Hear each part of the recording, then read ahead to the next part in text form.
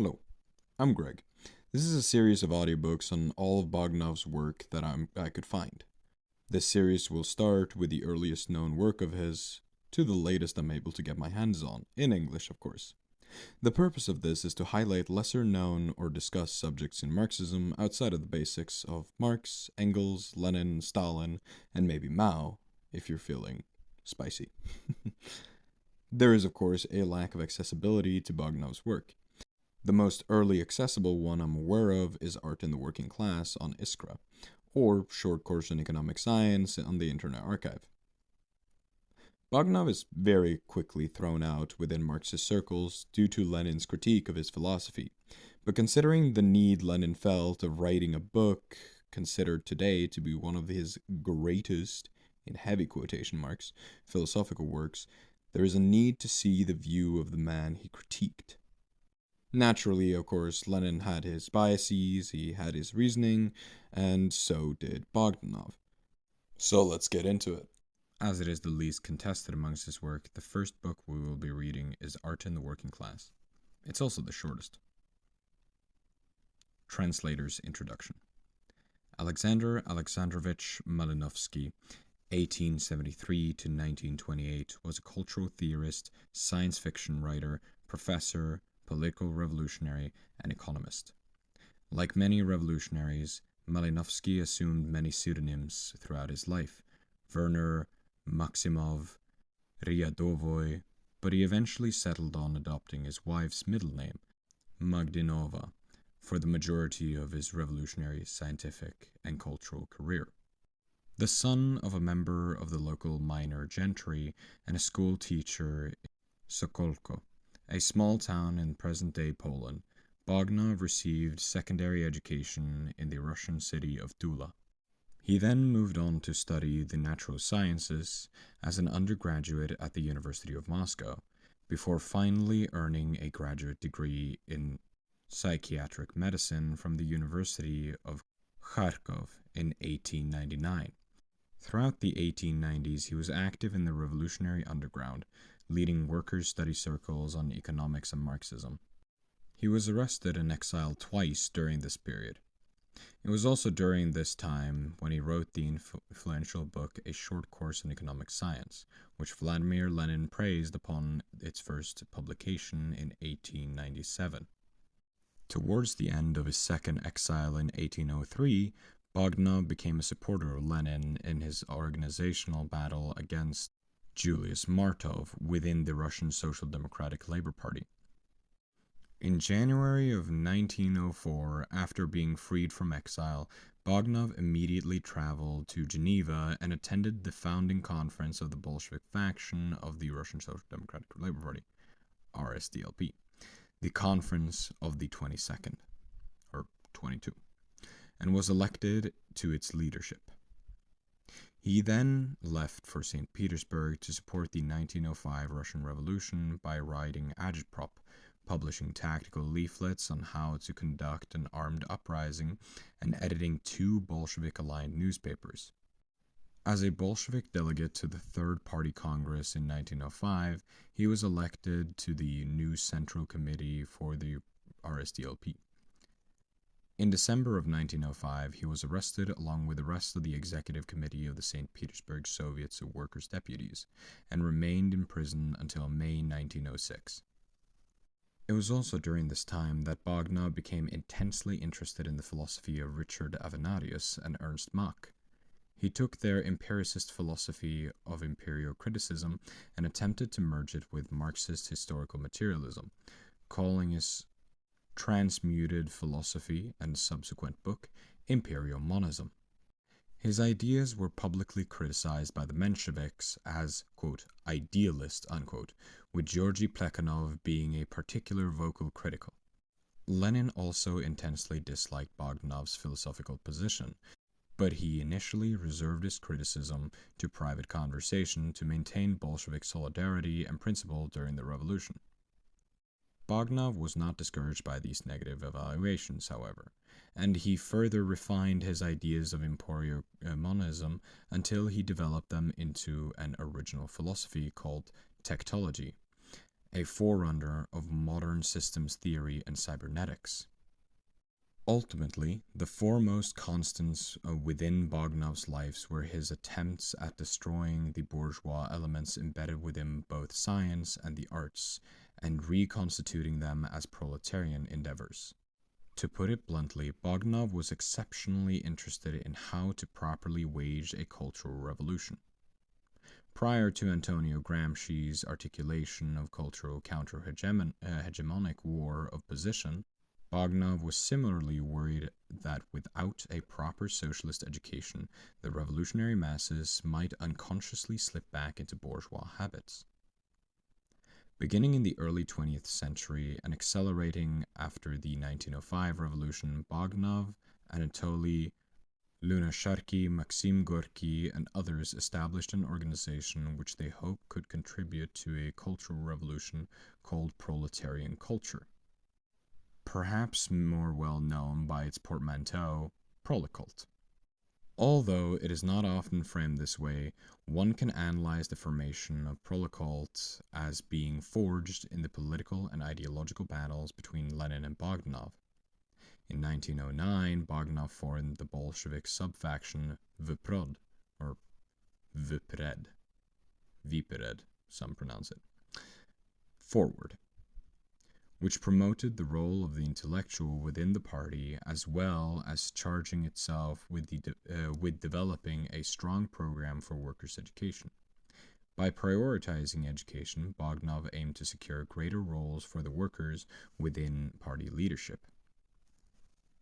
Ironically, this group, which was critical of Lenin, adhered too much of the program Lenin himself had laid out in his seminal work, What is to be Done? In late 1909, Vprod organized an experimental proletarian university called the First Higher Social Democratic Propaganda and Agitational School for Workers, housed at Maxim Gorky's home on the Isle of Capri. The establishment of a second party school soon followed in the Italian city of Bologna between 1910 to 1911. It was during this time, amid the strengthening hegemony of Bolshevism within the RSDLP, that Lenin and Bogdanov began to publicly accuse each other of deviating from revolutionary Marxism.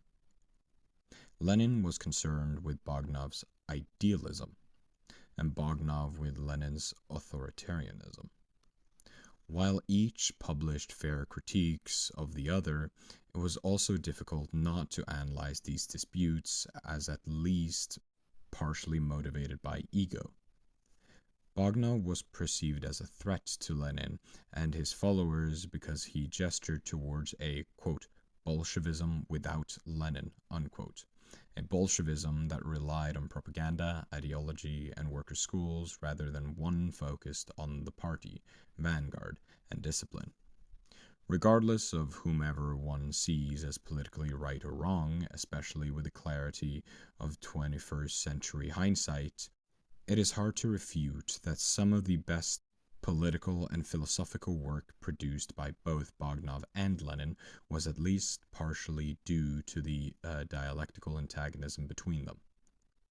In fact, during the crucial time just before and during the 1917 revolutions, Bogdanov forced Lenin, by way of their philosophical sparring, to clarify and define the contours of what a Bolshevism without Bogdanov would look like, a constellation of ideas that we now call Leninism. As Zinoviev Sochor argued, these two men are so philosophically intertwined that it is difficult to grasp some aspect of Leninism without fully comprehending Lenin's disputes with Bogdanov. Indeed, without Bogdanov, there very well may not have been a Leninism, or at least not a Leninism that is as philosophical robust. Thus, it can be argued that Bogdanov and Lenin were the dialectical powerhouses of early Bolshevik thought, not Lenin and Trotsky as is often teleologically constructed. Lenin's disdain for what he saw as rising support for Bogdanovism quickly became a political gambit to push Bogdanov out of party leadership, culminating in his eventual expulsion from the party itself. This worry was not entirely without justification. Bogdanovism seemed to be the second most popular ideology among the cohort of 1917 revolutionaries, just after Leninism. Two of Lenin's closest associates, Maxim Gorky and Nikolai Bukharin, were influenced by and publicly defended Bogdanov's ideas on proletarian culture. The Scientific Organization of Labor, which was enthusiastically praised by Lenin, was led by two early members of Prolecult, Platon Kerzhentsev and Alexei Gastev, the latter of whom is quoted extensively throughout this book. Even Lenin's pet project, the State Commission for the Electrification of Russia, the venture which led to one of Lenin's most famous quotes, "Communism is Soviet power plus electrification of the whole country," was realized by followers of Bogdanov, among them economists Vladimir Bazarov and Vladimir Groman. But according to interviews with Bogdanov's son, the rivalry between Lenin and Bogdanov had been misunderstood by many historians. His son had claimed that the enmity between those two men was largely philosophical and personal in nature, rather than one based on perceived political ambition from Bogdanov to, quote, take over, unquote, the party. Bogdanov was not interested in chasing political clout. He was only interested in establishing political structures that would help strengthen the socialist revolution, which he saw as already rolling ahead on its own accord.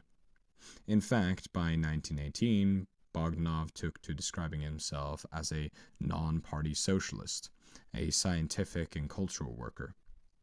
This is hardly the way someone hoping to take control of a revolutionary party would describe themselves. Bogdanov's disinterest with usurping Lenin seems to be confirmed by leading Bolshevik figures such as Mikhail Pokrovsky, Nikolai Bukharin, and Joseph Stalin, all of whom urged Bogdanov to rejoin the party and assume a leadership position after Lenin's death, a gesture that certainly would not have been extended to a political rival. This comradely relationship with the Communist Party leadership should not be particularly shocking. If one really digs into the writings of Bogdanov and Lenin, one can see that the two were largely in agreement with one another. Their differences were minor and centered almost exclusively on revolutionary strategy. Yet, political propagandizing during the Cold War years have led to some to uphold Bogdanov as some kind of anti-Leninist hero, an anti-authoritarian figure who could then be framed as a victim of Soviet power within the imaginations of anti-authoritarian leftists and Western Cold Warriors alike. But, in fact, Bogdanov was skeptical and sometimes outright hostile to the idea of libertarian socialism. For example, he agreed with Lenin's critique of syndicalism and workers' control of unions, calling anarcho-syndicalism individualism from the left, and trade unionism individualism from the right. In his science fiction novels, including his most famous work, Red Star, Bogdanov envisioned a future of communism as being highly centralized, with labor being managed and assigned by a central labor organization that had very little direct input from the workers. Yet Bogdanov was a proper dialectician. In his A Short Course on Economic Science, he contended that worker class consciousness could develop spontaneously, and he also encouraged workers to actively participate in trade unions. His critiques of those organizations stemmed from a materialist analysis that trade unions and other worker organized groups often operated solely within the logistics of capital and tended to act as collections of individuals rather than collectives, arguably a problem we still face today. Additionally, it's worth pointing out that Bogdanov's commentary differs little from Marx and Engels' own position in the Communist Manifesto. Far from an anarchist or syndicalist, Bogdanov's position might be considered closer to the left communists, although he quarreled quite a bit with them as well. Furthermore, although the subject of culture and art were often intense points of conflict between Bogdanov and Lenin, here too they tended to agree on a great many points, battling mainly over strategic ways forward. One of the biggest cultural challenges the revolution faced was how to reconcile socialist aesthetic development with past artistic achievements produced under a bourgeois hegemony. Lenin himself complained that many Marxist theorists refused to confront this problem, that there would be a, quote, concrete, practical difficulty that would confront the working class when it took power, when it set itself the task of turning the sum total of the very rich, historically inevitable and necessary for us store of culture and knowledge and technique accumulated by capitalism and transform it from an instrument of capitalism into an instrument of socialism. Unquote. I will refrain from extensively quoting Bogdanov's position because he devotes the entirety of Chapter 2 to this problem. But the two men both agreed that it was necessary to utilize a critical assimilation of past artistic achievements rather than the outright destruction of them. Their philosophical clashing came down to strategy.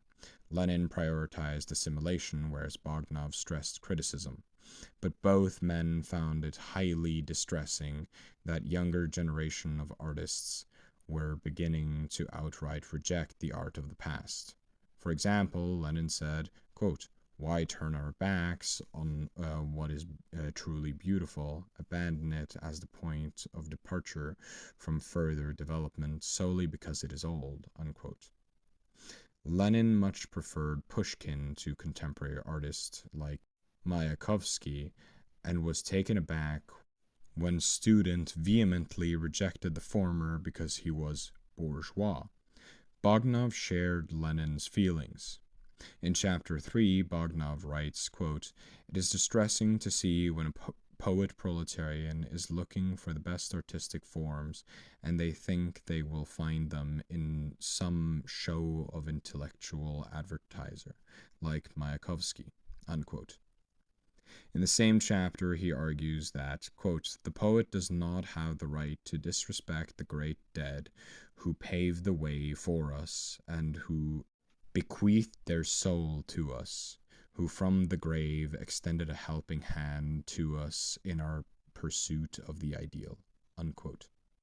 But where Lenin saw cultural revolution as a series of stages that operated through dialectical process of assimilation and incorporation, Bogdanov saw it as consisting of indeterminate catalysts.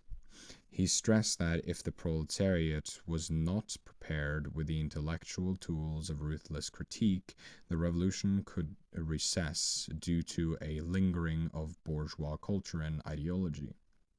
This cultural lag needed to be combated through persistent political education programs that would completely transform society, severing the bourgeois ideological remnants that acted as intermediary links between the base and superstructure.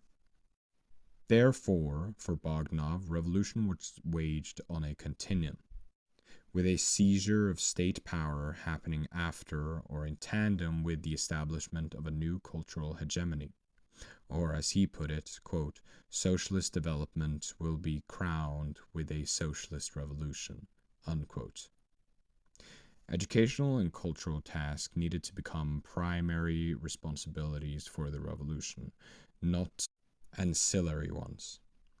This also meant that Bogdanov viewed militancy and violence as foreign to proletarian culture. While he understood that struggle was essential, and he himself participated in violent revolutionary activity, he believed that, quote, "proletarian culture is basically defined not by struggle, but by labor, not by destruction, but by creativity," unquote. As he discusses in his book, Bogdanov was disturbed by the increasing prevalence of military culture within the revolution. And for that matter, with what he saw as a developing militant dogmatism of Marxist ideology itself. These positions naturally led many to brand Bogdanov as a revisionist and an idealist. But Bogdanov understood Marxism as being a, quote, teaching that radically denies all absolute and eternal truths, unquote, and that it should be a starting point of analysis, not its definite end. He was concerned with what he saw as a tendency for both leading revolutionaries and ordinary workers to approach Marxist text as the, quote, holy scripture of Marx and Engels, unquote. Bogdanov urged fellow revolutionaries not to allow the theories of Marx and others to ossify into some kind of an eternal truth. The idea of eternal truths being nothing but an example of a fetish to Bogdanov, because social contemplation of, quote, truth were always contingent upon material conditions, cultural values, and other historical variables. As a Marxist, Bogdanov understood the relationship between being and consciousness, structures and values.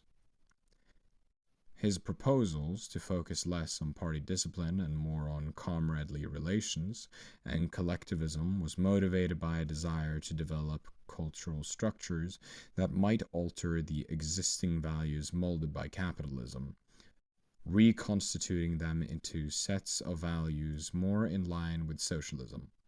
Bogdanov was ahead of his time in that he wished to add cultural criteria to Marxist economic ones, especially when it came to the definition of classes. He agreed that worker ownership of the means of production was necessary, but focusing solely on political economy would be insufficient for producing a classless society. In other words, material conditions alone were not enough. Without a cultural revolution, people would remain divided due to layers of cultural and psychological differences. Without a counter-hegemonic cultural program, the working class would be vulnerable to outdated yet stubbornly embedded norms and attitudes, leading to feelings of alienation, perhaps without even understanding why. Essentially, what Bogdanov saw himself doing was making explicit what was already implicit within Marxism and proposing programs that might curb the imperfections that naturally occur in spontaneous revolutionary developments. Bogdanov argued that proletarian culture is the socialist ideal in its development, and that the socialist ideal must contain both political and cultural liberation. Art and the Working Class was written to further these positions.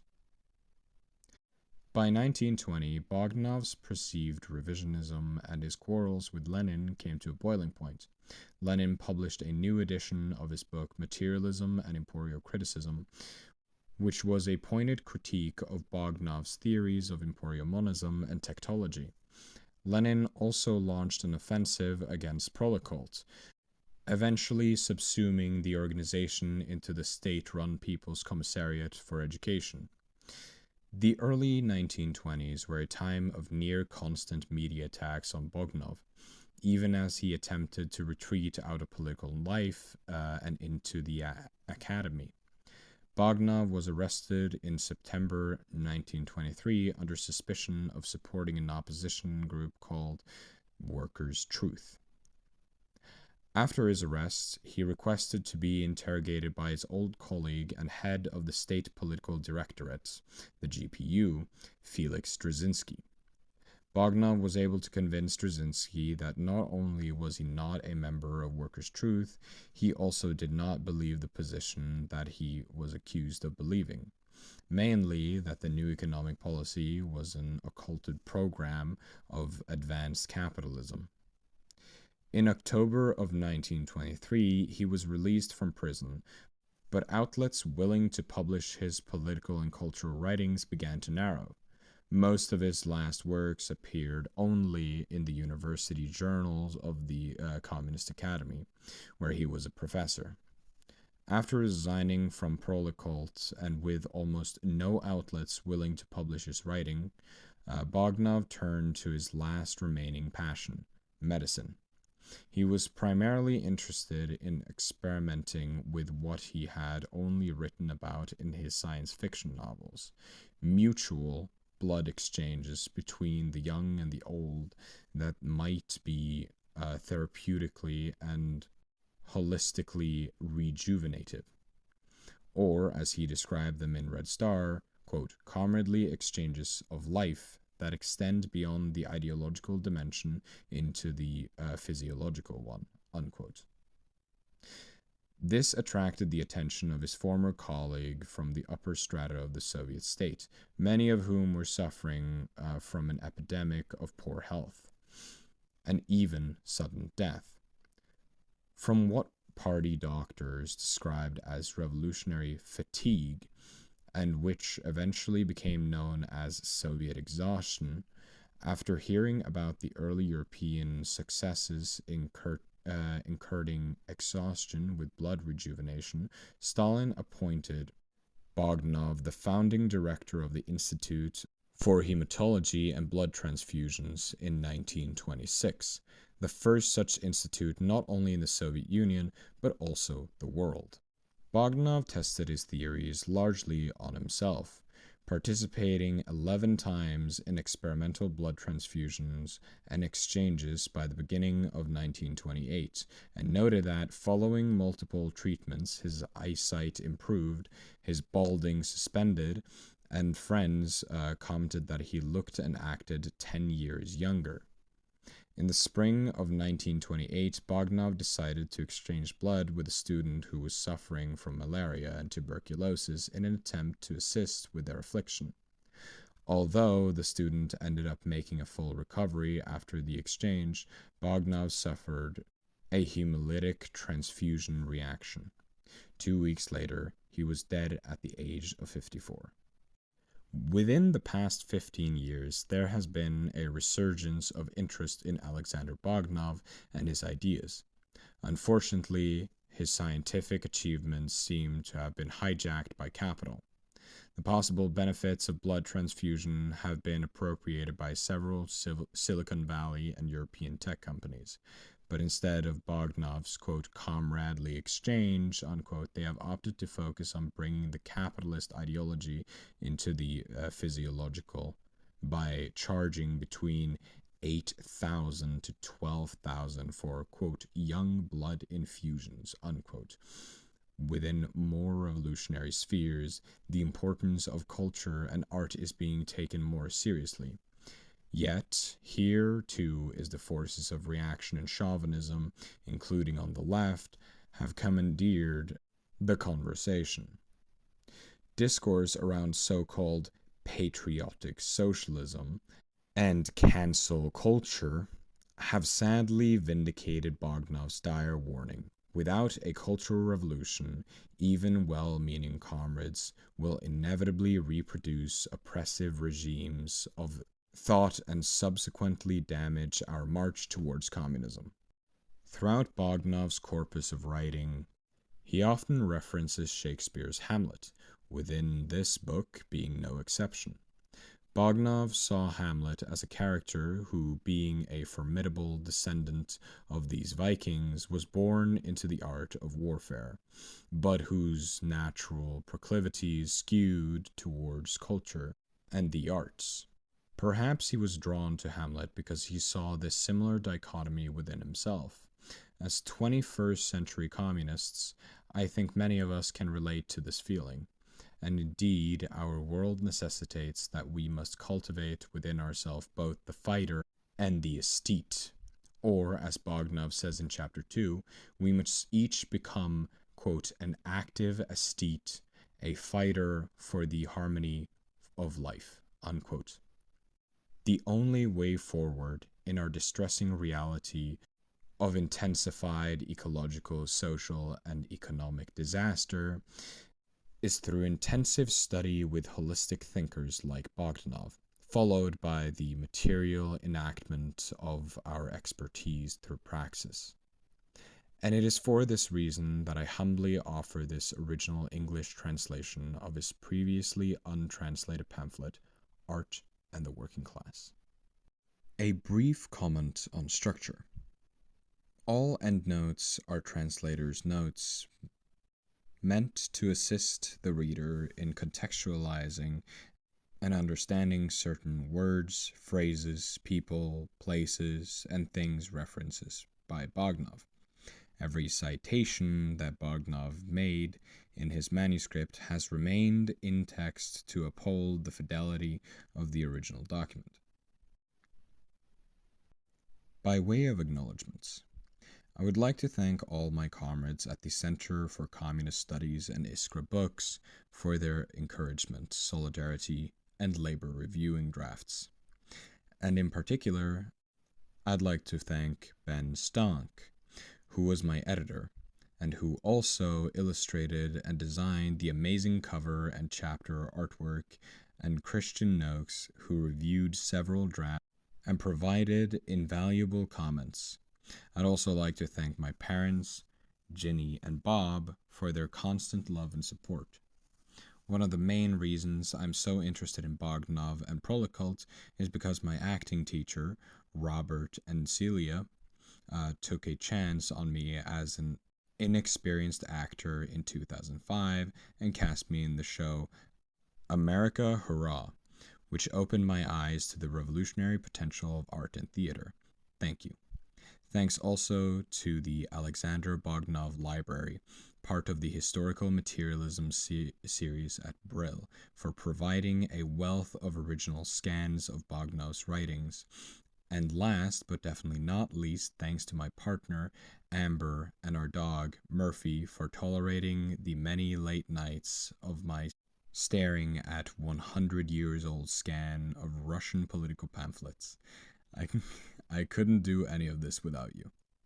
That's from the translator, not me.